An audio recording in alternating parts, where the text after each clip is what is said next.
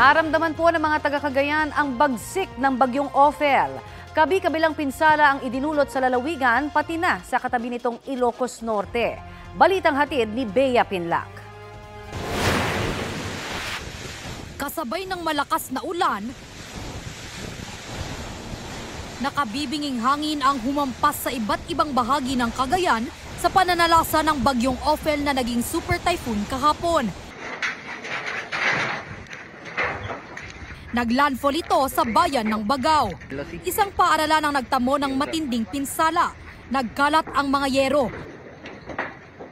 Ilang pader ang nawasak at nakalbo ang ilang puno sa paligid. Sa bayan ng Gonzaga, natanggal ang bahagi ng isang puno ng tangayin ng malakas na hangin. Bumaha naman sa Barangay Flourishing dahil sa pag-apaw ng Estaca Dam.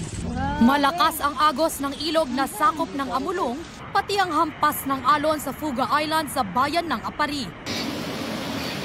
Nararanasan din ang malakas na ulan sa Santa Ana, Cagayan. Halos mag-zero visibility na rin doon dahil sa lakas ng ulan.